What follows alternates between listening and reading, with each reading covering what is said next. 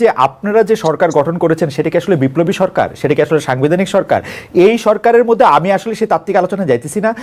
আমি শুধু প্রশ্ন করতেছি যে এই সরকারে শেখ হাসিনা নিয়োগ করা রাষ্ট্রপতি এবং সেনাপ্রধান আপনাদেরকে সাহায্য করতেছে, আপনাদেরকে এটা রাখতে হচ্ছে, গিলতে হচ্ছে কি, মানে এইটা যদি একটু ব্যাখ্যা করতেন যে মানে এই রাষ্ট্রপ্রধান এই সেনাপ্রধান আপনাদের সাহায্য করতেছেন, ভালো করতেছেন, খারাপ করতেছেন, এটা বা ইটস ওকে ওইটা করা।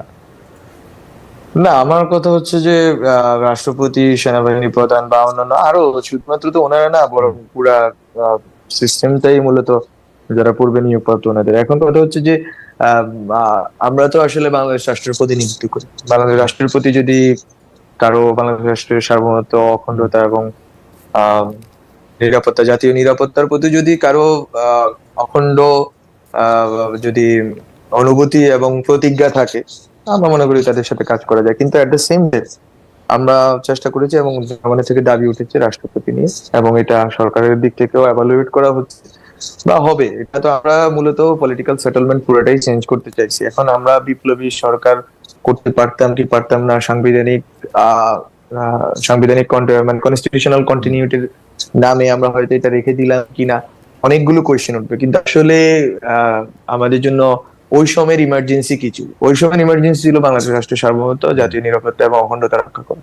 আমরা ওইটাকে প্রায়োরিটি দিচ্ছি এবং ওইটা হচ্ছে নিকটি, ওইটা হচ্ছে যে লিটমাস টেস্ট। ওইটার ভিত্তিতে আমরা আমাদের বন্ধু শত্রু নির্ধারণ করব। এবং ওখানে অবশ্যই ফ্যাসিস্ট যারা প্রবণতার লোক আছে বা ফ্যাসিস্ট ইডিওলজির লোক আছে, ওই ক্ষেত্রে তো আমাদের একটা স্পষ্ট সংবেদনশীলতা আছে, এবং যারা গণহত্যায় সরাসরি অংশগ্রহণ করছে তাদের ব্যাপারে তো আছে। জনগণের পক্ষ থেকে আছে, আমাদের সরকারের পক্ষ থেকে স্পষ্ট অবস্থান এবং স্পষ্ট পদক্ষেপ আপনারা দেখতে পাচ্ছেন নিয়মিত, সেটা তো থাকবেই। অর্থাৎ এইটা হচ্ছে ফ্রেমওয়ার্ক। অর্থাৎ রাষ্ট্রের সর্বোচ্চ পদাধিকারী যিনি আছেন রাষ্ট্রপতি, তার অবস্থান সেটিও আপনারা একটি ফ্রেমওয়ার্কের মধ্যে ইভালুয়েট করছেন এখন এই মুহূর্তে? না, এটা তো প্রথম থেকে। এখন তো আমরা তো আসলে জনগণের সরকার। জনগণ যদি কালকে মনে করে যে আমার জনগণের একটা বড় অংশই যদি মনে করে যে তারা চাচ্ছে না, তাহলে তো, এবং আগে থেকেই চাচ্ছে না, ফলে তো আমাদেরকে তো এগুলো ভাবতে হবে। আমরা তো জনগণের বাইরের কিছু না, বা আমরা কোনো জনগণের ম্যান্ডেটে আমাদের ম্যান্ডেট, জনগণ থেকে আমরা বিচ্ছিন্ন কিছু। জনগণ যেটা ইন্টারেস্টিং, এই শেখ হাসিনাও খুব জনগণের কথা বলতেন। মানে আপনার জনগণ কোনটা, মানে আপনি জনগণ কারে চিনতে পারেন? মনে করেন যে আপনার সাথে কি জনগণের আলাপ হয়, বা জনগণকে আপনার কাছ পর্যন্ত পৌঁছাতে পারে, বা জনগণের ইচ্ছাটা আপনি কিভাবে বোঝেন? মানে আপনার জনগণটা কে? শেখ হাসিনা জনগণ আমি বুঝতে পারতাম যে মানে যারা আওয়ামী লীগ করেন বা তাকে ভালোবাসেন। জি, আমাদের জনগণ হচ্ছে যে যারা যারা গণ অভ্যুত্থান করেছে। আমি মনে করি বাংলাদেশের অধিকাংশ মানুষ আচ্ছা আওয়ামী লীগের সরাসরি ফেসিস্ট যারা এনাবলার আছে, এবং ফেসিস্ট এন্ড ফেসিস্ট এনাবলার যারা আছে বিভিন্ন প্রক্রিয়ায়, বিভিন্ন সংগঠনে, এছাড়া বাকি বাংলাদেশের সব জনগণই এই সরকারের পিছনে ঐক্যবদ্ধ আছে, এবং তাদের দাবি, তাদের আশা আকাঙ্ক্ষা শোনার মতো বিভিন্ন স্পেস, উইন্ডো খোলা আছে। এটা অন্তত দুর্গাপূজার ইভেন্টে আপনারা বুঝতে পারেন এত বড় একটা কমিউনিটির উৎসবের ক্ষেত্রে আমরা কিভাবে ওনাদের সাথে এনগেজ হয়েছি, এবং ওনাদের দাবি দাওয়া মানার ক্ষেত্রে আমরা কিভাবে ওনাদেরকে কাছে পৌঁছাইছি। আমরা নিজেরা গিয়ে পৌঁছেছি, ওনারা দাবি দাওয়া জানাইছেন মাঠে, আমরা গেলাম, আমরা কথা বললাম ওনাদের কাছ থেকে শুনলাম। এই যে ডায়ালগের ভিত্তিতে আমরা কিন্তু রাষ্ট্রটা পরিচালনা করছি। কোনো আরবিট্রারিনেস নেই রাষ্ট্রের ভিতরে, যেটা ডক্টর মোহাম্মদ ইউনূস স্যার বারবার বলেছেন যে এই যে কোনো আরবিট্রারিনেস এটা রাষ্ট্রের ভিতরে, বরং এটা চলতেছে জনগণ এবং রাষ্ট্রের যে কলকব্জা, এটার ভিতরে কনসালটেশন চলতেছে। এবং আমি মনে করি এই কনসালটেশনের ভিতরে রাষ্ট্রটা আরো শক্তিশালী রূপ ধারণ। আমরা আমাদের ঠিকানার জনগণকে প্রশ্ন করেছিলাম। আপনি আসছেন বলে আমরা দুটি জরিপ পরিচালনা করেছি। জরিপের প্রথমটি আমরা ঠিকানার দর্শকদের প্রশ্ন করেছিলাম যে রাষ্ট্র মেরামত প্রশ্নে ডক্টর ইউনূসের সরকার সঠিক পথে আছে বলে মনে করেন কিনা। শতকরা 41% দর্শক মনে করেছেন যে হ্যাঁ সঠিক পথে আছেন, না মনে করেন শতকরা 59% দর্শক, 62,000 দর্শক আমাদেরকে ভোট দিয়েছেন। পরের টা নিয়ে আমরা আসছি। যেহেতু জনাব আলম আপনি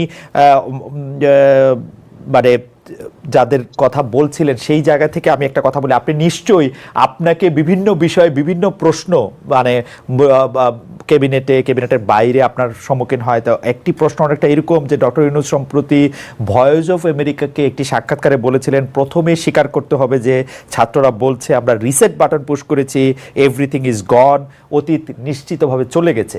এই প্রশ্নটার নানা রকম ব্যাখ্যা, এই কথাটার নানা রকম উপস্থাপন আপনি দেখতে পাচ্ছেন।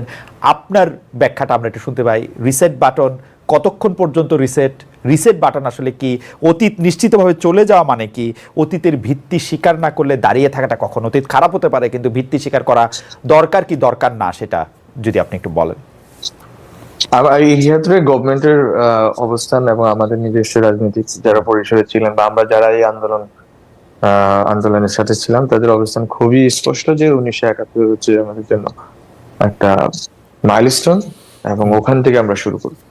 বাট ওখান থেকেই শুধু না, বরং আমরা কিন্তু এই ক্ষেত্রে অনেক বড় রকম প্রস্তাবনা এনেছি যেটা খুবই বাংলাদেশে এটা মানে অনেক অনালোচিত ছিল। সেটা হচ্ছে 47-এর কোশ্চেন।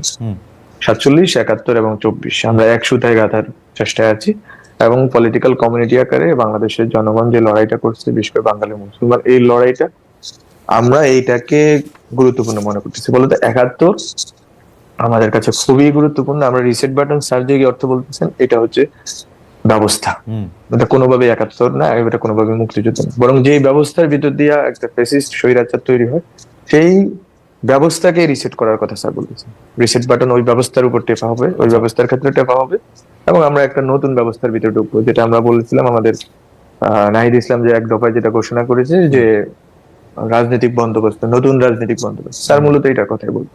ওকে, আরেকটি প্রশ্ন নিশ্চয় আপনাকে অনেকবার এর সম্মুখীন হতে হচ্ছে যে নিষিদ্ধ সংগঠন হিজবুত তাহরিরের সাথে আপনার কি একটা সম্পর্ক রয়েছে কি রয় নাই, আপনার কি তাদের প্রতি আলাদা করে কৃতজ্ঞতা আছে কিনা? কারণ হিজবুত তাহরির সরকার পতন আন্দোলনে সক্রিয় ছিল, তো অন্যদিকে কালো ব্যানার নিয়ে হঠাৎ করে কালেমা লেখা ব্যানার খোদ ঢাকা শহরে নিয়ে মিছিল বেরোচ্ছে, এগুলি নিয়ে আসলে আপনার অবস্থান কি? আপনি যদিও পরিষ্কার করেছেন মানে কেউ এরকম কোনো দেখাতে পারে নাই যে আপনার সাথে হিজবুত তাহরিরের কোনো রকম সম্পর্ক রয়েছে। কোথা থেকে এটা আসলো, ভারতীয় পত্রপত্রিকায় কোথা থেকে এটা বললো, সেটি আলাদা প্রশ্ন। আপনার জায়গা থেকে আপনি হিজবুত তাহরিরকে আসলে কিভাবে দেখেন সেটা যদি একটু বলতেন। যারা হিজবুত তাহরির বলেছেন তাদের উপর burden of proof, it is not my concern to prove.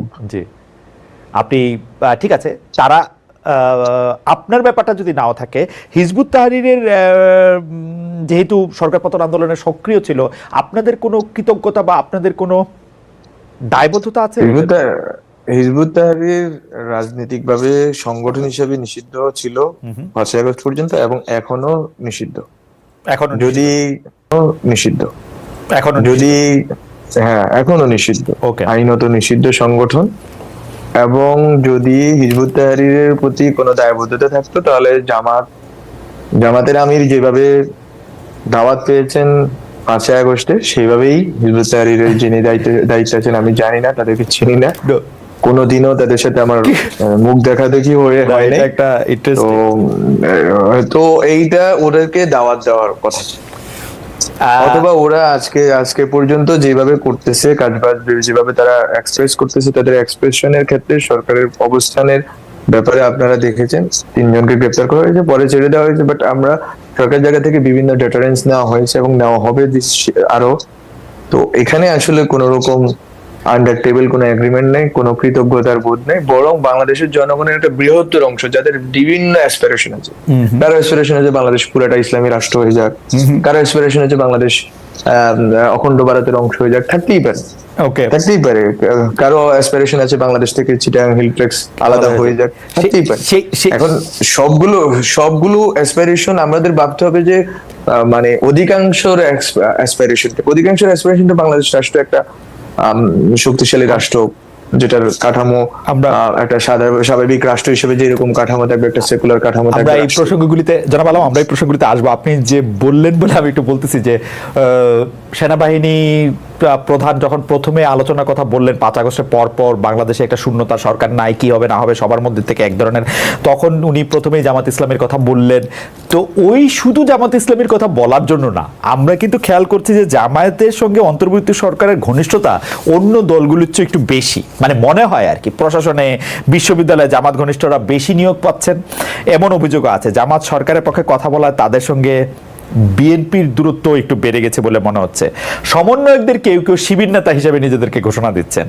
বিএনপির তুলনায় কি আপনারা জামায়াতকে বেশি গুরুত্ব দিচ্ছেন, বা মানে এইটা যদি একটু আপনারা বলেন আর কি। আমি আপনি যদি বলেন, এটা 2-3টা বিষয় একটু বললাম।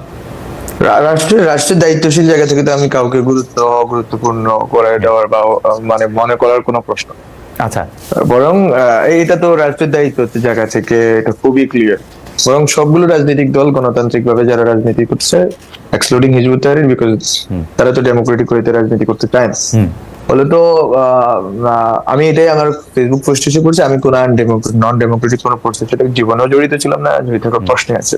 বরং গত 7 বছরে ক্যাম্পাসে গণতান্ত্রিক যতগুলো আন্দোলন আছে, ফিল্ম অ্যাক্টিভিজম থেকে শুরু করে যত ধরনের অ্যাক্টিভিজম আছে, সব জায়গাতে আমার উপস্থিতি আমার ছিল। এবং যারা আছে ক্যাম্পাসে, প্রগতিশীল থেকে শুরু করে ডান, সবাই আমাকে ওইভাবেই চিনেন, টিচার সবাই।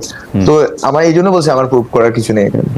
ইট ইজ দেয়ার না, এইটা কি মনে হয়? আচ্ছা, না আপনি প্রুফ করেন না, আপনি কিন্তু আমি যদি প্রশ্নে আসি, আমি যদি উত্তরে আসি আপনার, যে এখানে বেসিক্যালি বিএনপি, জামাত বা অন্যান্য রাজনৈতিক সংগঠন কাউকে কোনো ভ্যান্টেজ পয়েন্ট দেওয়া হচ্ছে না, বরং সবাই এখানে সরকার যখন আলোচনা করতেছেন সবাইকে ডাকা হচ্ছে। আপনারা দেখবেন গত শনিবারে সবাইকে ডাকা হলো, বিএনপি, জামাত, তারপর ইসলামী আন্দোলন, হেফাজত, তারপর হচ্ছে যে গণতান্ত্রিক জোট, বামফ্রন্ট, মানে তারপর হচ্ছে যে এবি পার্টি এবং গণ অধিকার পরিষদ, মানে যত ধরনের গণতান্ত্রিক শক্তি আছে যারা জনগণের পক্ষে দাঁড়াইছে, শেখ হাসিনার ফ্যাসিজমের বিরুদ্ধে দাঁড়াইছে, তাদের সবাইকে কিন্তু সরকার অ্যাকোমোডেট করার চেষ্টা করছে। সরকার একটা টেবিলে এনে আলোচনা এবং পরামর্শের ভিত্তিতে এই রাষ্ট্রটা চালানোর চেষ্টা করতেছে।